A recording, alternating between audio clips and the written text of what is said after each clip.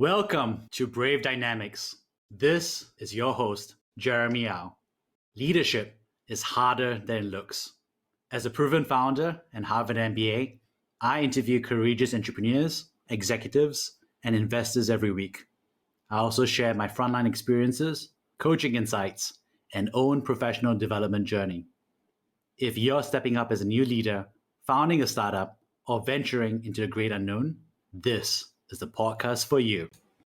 Patty is the CEO and co-founder of Managerie, a platform connecting hiring managers to professionals looking to advance their careers on the basis of their professional growth goals and aligned company mission, setting up potential connections for a future hire. Managerie has attracted over 400 plus candidates to support the delicate construction of high-performing teams, which balances a genuine human connection with a laser focus on dynamic professional growth. Managerie is advised by Dr. Francis Fry, a Harvard Business School professor and Uber WeWork culture fixer, Jared Arondu, head of design at Lattice, and Alex Reuter, ex-SVP of engineering at Twitter. Before joining Managerie, Patty built the analytics function at Lattice from scratch. During her tenure, she owned all source of truth company data, while the company grew from $3 million to $20 million in annual recurring revenue and supported Series B and Series C fundraises. Lattice supports over 3,670 plus people leaders to create processes of continuous performance management through their suite of people management tools. Prior to working in HR tech, Patty worked in operations at Apple and in marketing at Lumosity. She graduated from Harvard Business School in 2016 and Harvard College in 2011, studying applied math with a minor in psychology. In her free time, pre-COVID, Patty enjoys acting in a parody-driven Backyard Theater Troupe in San Francisco, rock climbing, and leading weekly morning workouts. Good to see you, Patty.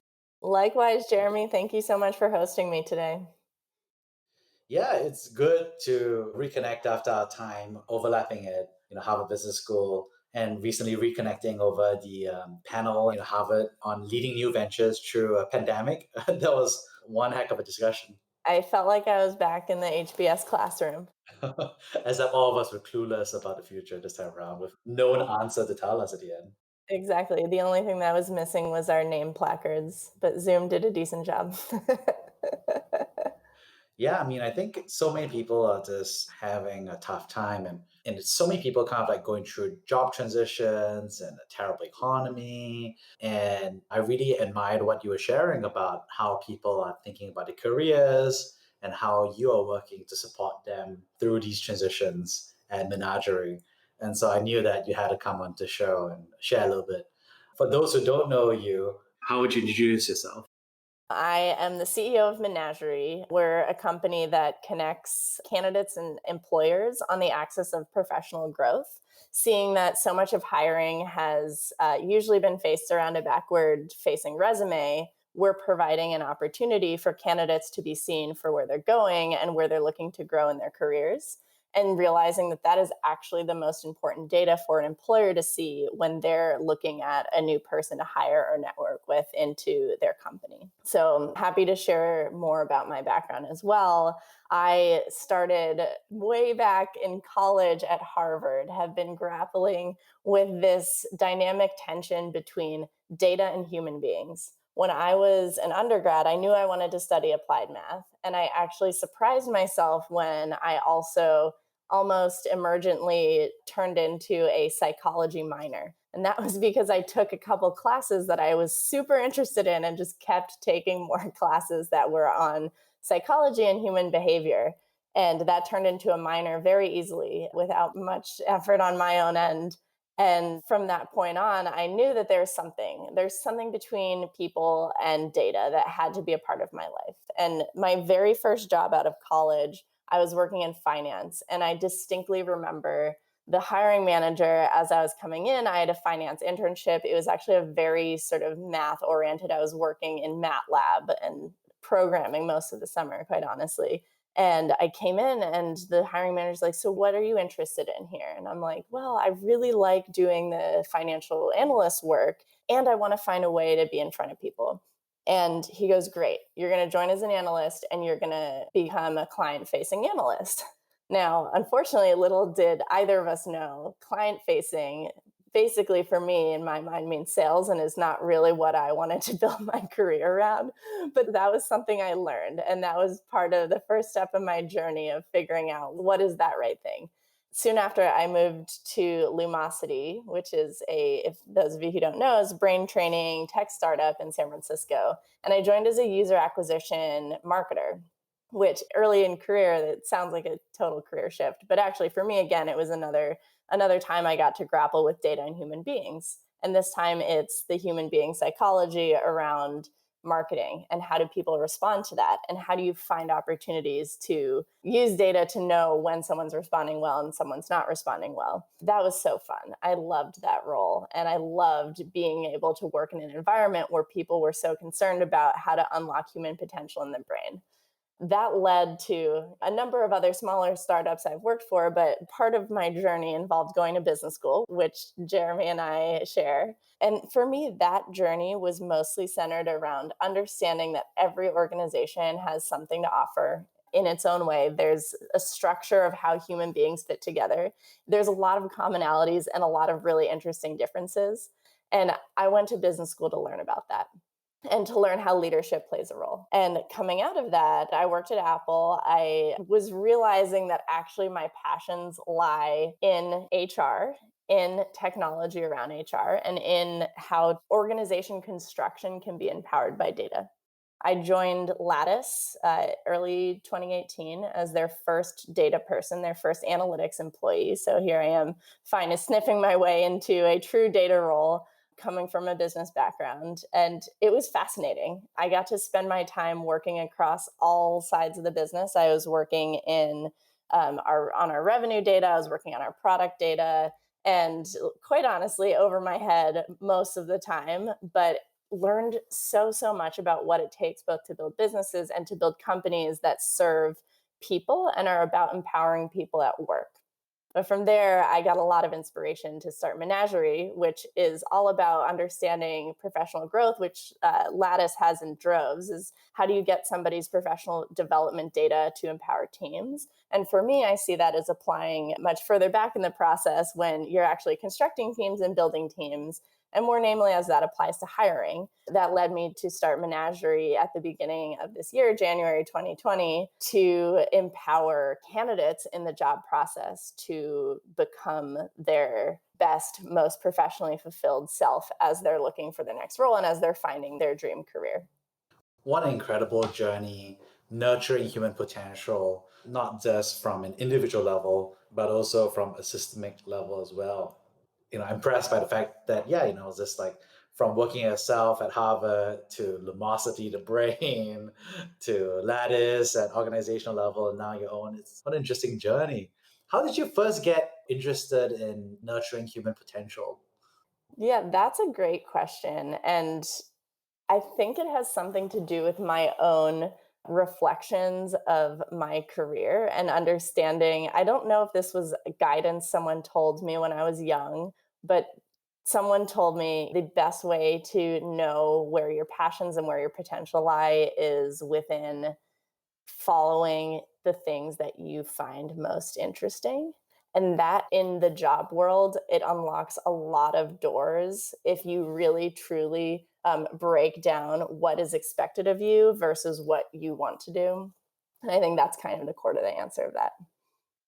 You must have seen quite a few different types of leadership models, right? From Apple to Lumosity to Lattice, and now on your own. How would you say like you've seen that leadership styles differ and also be the same? I think that's a great question. And some of it comes to how organizations are set up, which is why I am so passionate about learning and building organizations quite literally from the people that make them up. And I think that the best type of leadership I've seen, and people exhibit this in different ways, but the best type of leadership I see is empowering every single person in the organization to become that leader. It's not about top down dictating what needs to get done. It's about providing the structure and framework to encourage each individual contributor, each middle manager, and each person to be able to actually execute on their own human potential and know how their passions connect to the work they do that connect to the broader company mission. Talking about differences in style, some people do that by being extremely, I guess, structured. From my perspective, I tend to take more of this angle where I'll say, okay, like this is literally the structure of how we're going to go about tackling this problem, either between my own tiny startup versus a larger team or an organization, or as the analytics function at Lattice. This is the structure of how I'm going to do it. Here is everything that needs to happen there. There's some people that take a much more open approach and actually solicit how other people's own opinions fit into that. And they actually sort of build that mosaic in the back end. So it's the style of how an individual would want to show up at work.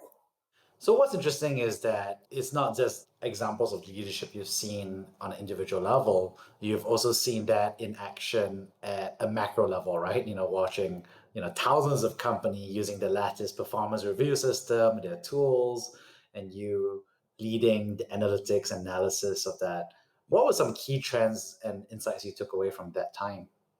So I'll talk a little bit about Lattice and my respect for how that company was founded and how it was built.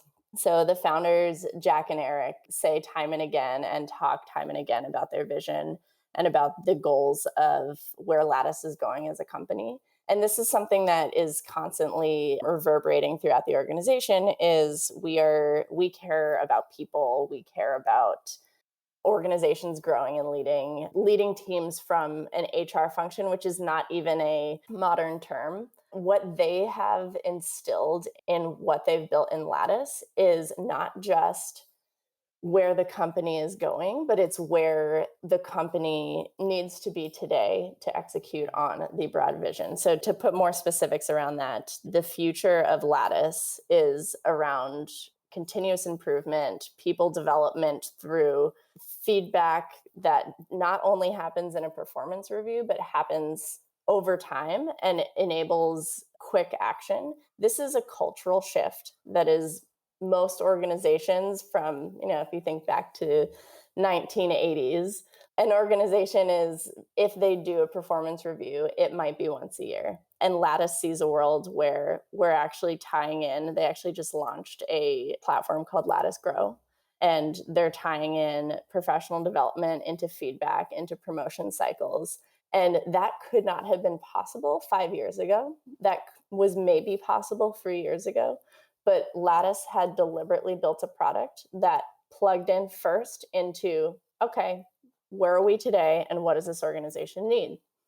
That today might be a performance review cycle. Great. Here's one of our first products, which is reviews.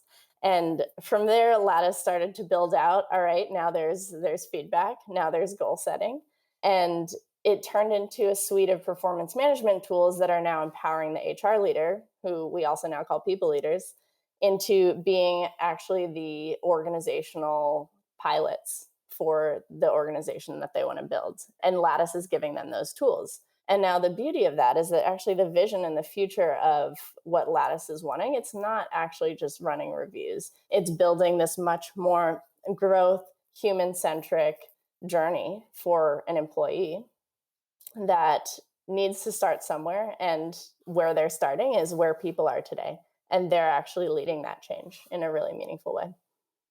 Could you share more about your role there? Because you led the whole analytics vertical. So what did that mean on a day-to-day basis in terms of what you built? Absolutely. Yeah. So on a day-to-day basis, man, I mean, analytics is data, and being one person in what started as a 30-person organization, and when I left, it was around 100 people. There's a lot of high-level strategizing and very low-level programming that was balanced across the organization. I'd say at the end of the day, strategic management of counterparties was probably my most important role, but it was figuring out how to empower the revenue teams with the data they needed to know exactly who to target, how to bring in, the specific deals that they were looking for. On the product side, what are the things that we need to know from our customers in terms of how they're using the product and what they might be interested in, actually, and how that data tells that story. I'd say the best thing that I learned from being in that role was how actually I call it revenue and product are as separate things because, quite literally, the data warehouses live in different functions, but every single piece interacts. It's sort of coming back to the more organizational journey of how businesses grow. Every single piece of the product is related to even the type of customers that you'd bring on. So Lattice had WeWork as a customer, and we'd be looking at some of the product data and we'd be like, oh my goodness, why are some of the reviews numbers blowing up in this certain way? Because someone's using the product in this way. Well, it turns out we had this big customer that happened to have a very particular way that they're running their review cycle. And that shows up in product data, which is very much related to revenue data. And I think my job there, and the most interesting part of my job, was weaving that story in a way that both empowered the product and the revenue side of the business. What's interesting is that you were working in operations and strategy, analytics, and then you went to HBS, and then you used that time to really deepen your focus on people, right? What was it like going into that shift? Was it something you knew going to the MBA that you want to do more of it? Or was it something there's a moment of epiphany during the MBA? What was it like? Yeah, actually, I don't know if it was epiphany. I feel like epiphanies are, especially for myself, not something that happen often. It usually tends to be something that is a slow realization over time.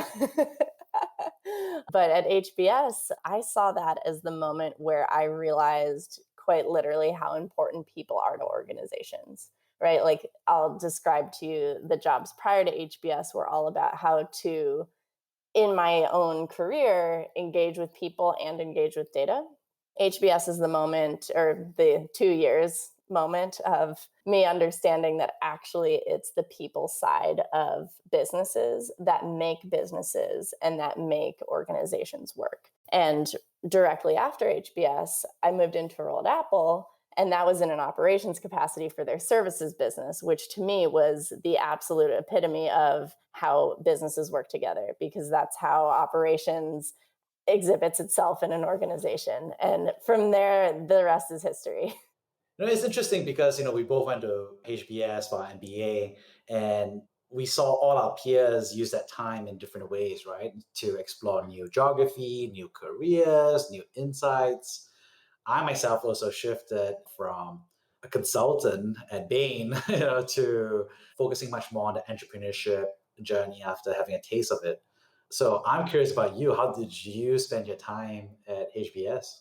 Totally. Great question, Jeremy. And I'll be honest, I loved learning in the classroom at HBS, and I spent a lot of my time off campus, or off HBS campus. I was actually a resident tutor for the undergrads. I was in Dunster House, and I held the role of, well, many roles, but one of my core roles was to be the business tutor for the whole 400 student house.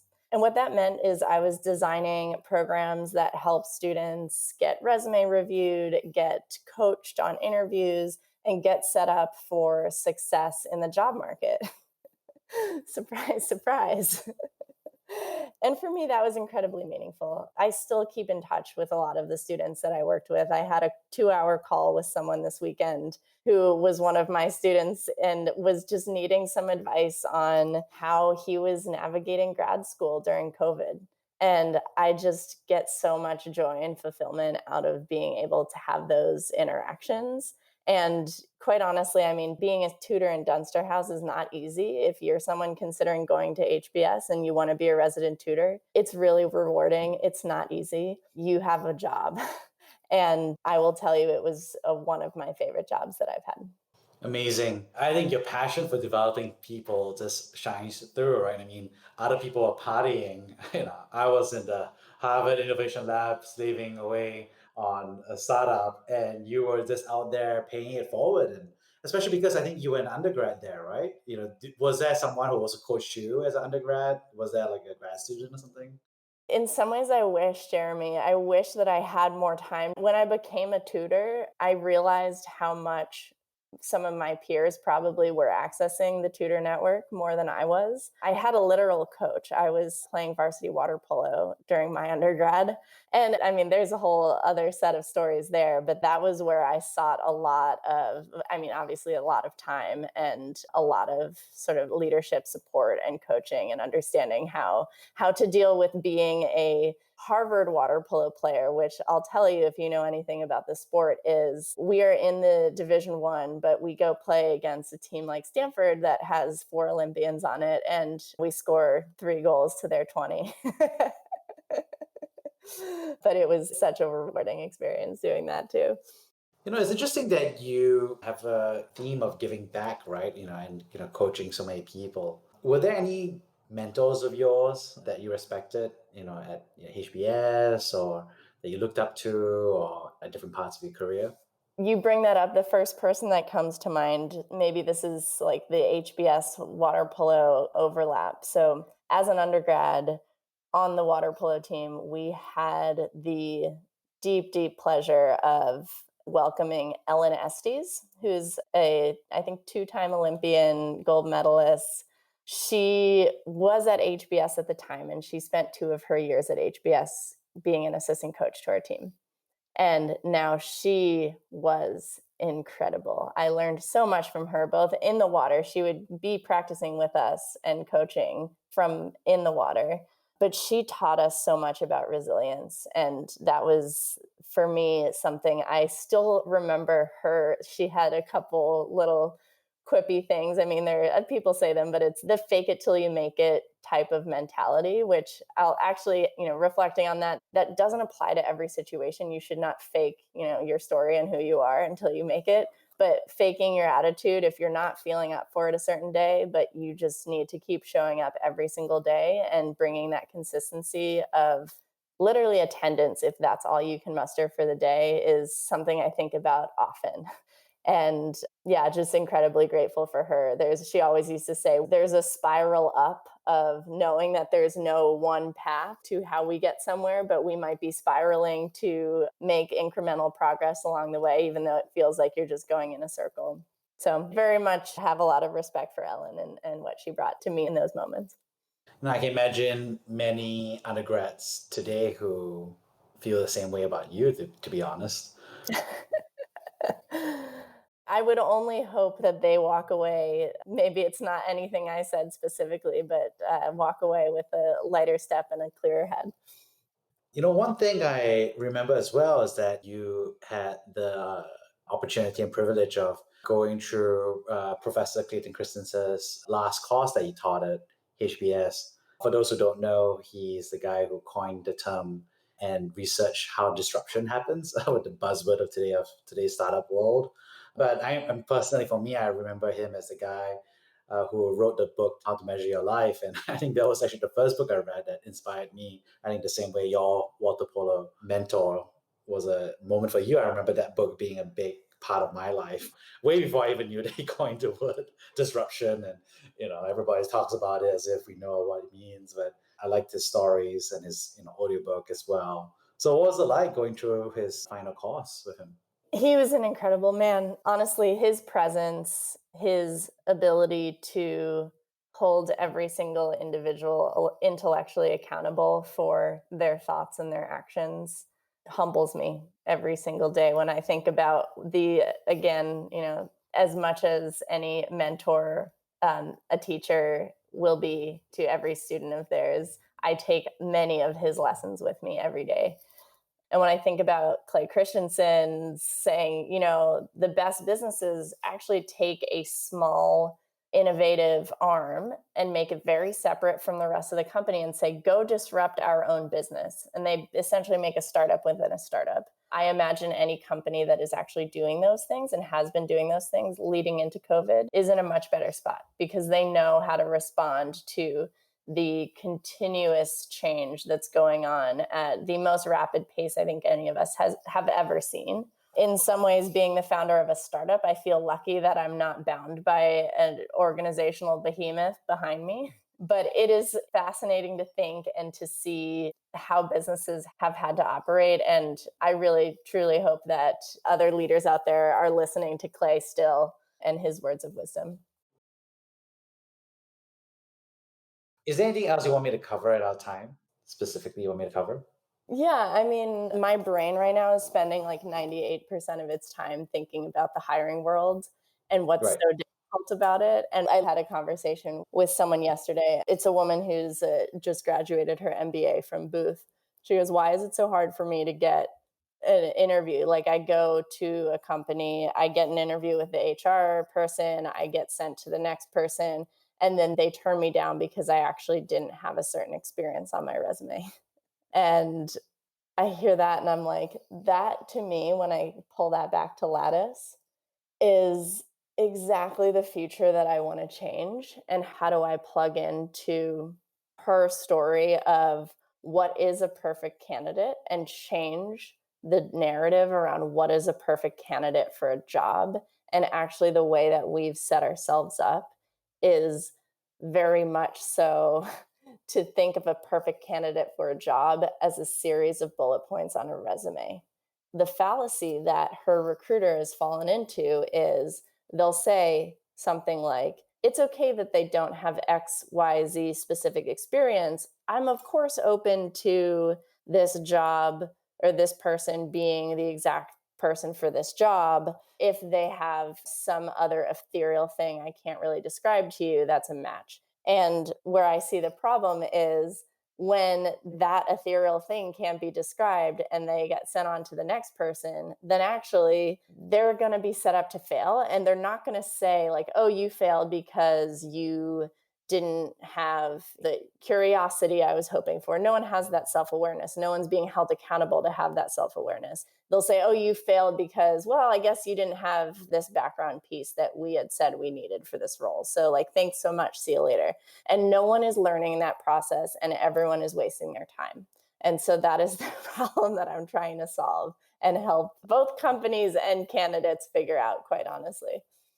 And why does that problem exist? I mean, is it because companies don't care about the cost involved in the process? I mean, they do care about the cost, but maybe it's like human cost in terms of time. Like, why does this problem still exist? Yeah, I think it's because a few things. One, we are just not sophisticated enough as human beings, both to have the self awareness and have the tools that actually encourage our self awareness along those axes.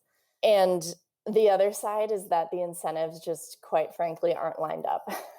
So the candidate comes in, and the candidate actually, when you're applying to a job, you are trying really hard to be the person that you think that job wants you to be, not what you actually want.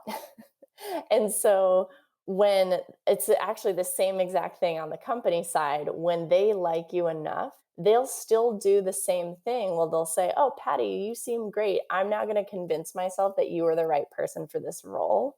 And not every time, but a lot of times, even that person still gets hired. And then you find out, might not even be a month in, it could be 6 months in, a year in, that's not the right match. And actually, that's extremely expensive for both parties, both in terms of the person's career and the company's bottom line, quite frankly. But it's just a very long learning cycle. And we're all encouraging ourselves to be the versions of ourselves that somebody else wants and not the version that we want.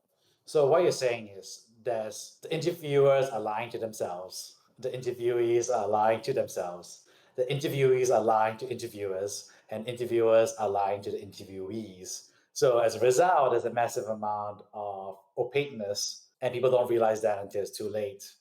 So how do we kind of like unwind that cluster mess? Yeah, 100%. And that's actually the whole premise behind Menagerie is we're trying to build the company that helps people, at least, even if we're chipping away at a very small piece of it, get the self-awareness around the truth behind, from a candidate perspective, behind what you actually want. And one way to do that is actually, it's why a marketplace and just marketplace solutions are extremely powerful, is that we're not connecting. You're not just saying, here's a candidate, here's a company, or here's the X and Y. You're enabling each party to be incredibly open to where they would be going. But as a result of that, they must be incredibly truthful about what they want and how that might plug in, because otherwise they're actually harming themselves. And that's where the incentives are extremely important to consider there. What advice would you give to people who are looking for a job in today's pandemic market? That's a great question. What I want to say to everyone, but I know that this is really tough, is if you have the privilege and the financial bandwidth to be extremely picky and be yourself in every single interview, ruthlessly knowing that the people on the other side might actually turn you down, know that someone who's turning you down for being yourself is actually the right move. That takes a lot of confidence and a lot of personal conviction. I know that it's really hard, but that will get you the right result. Now, given the pandemic context and given just generally interviewing, that I know is a really hard ask. And I'd say that the second best thing to do is, again, given the privilege of being able to be selective and being able to talk to people and find your way into a role. Particularly, I work a lot in startups. I'd say the best possible way to find your role at a startup is to find the startup and find the people that are really aligned with what change you want to make in the world. And then ask them, how can I help? How can I use my talents to actually serve you? And there might not be a role on the other side, but at least you're having a good conversation. And if there's something, maybe there's a direct thing you're applying to, that's amazing. But at the end of the day, what you're doing is you're putting your dreams out there, and someone might actually need what you're working on. It might not be advertised, and you might actually have a role that somehow a job description later on pops up, and it's totally tailored around you because you've actually defined that with the leadership of that startup. So I'd say if there's any way to do that, do it. Awesome. And last question is, if you could go back 10 years in time, what advice would you give yourself? It's a great question. 10 years ago, I was graduating undergrad, and it's a big world. There's a lot of different things. I know my career is still going to take 1,000 different twists and turns. And I'd say the biggest thing that I would guide is to minimize anxiety by trusting in my own process and in my own one foot in front of the other. Because quite honestly, it's like when you're in a water polo game, I'm a rock climber, when you're on the wall, you can't think about 3 moves ahead before thinking about the very next move. And the advice I would say is, Patty, trust in the next move and you will find your way 3 moves ahead where you want to go. So it's more, don't worry too much about long term when the short term feels right. Amazing. Thank you so much, Patty, for sharing your advice and counseling for everybody here. Of course, Jeremy. Thank you so much for the opportunity. This was a pleasure.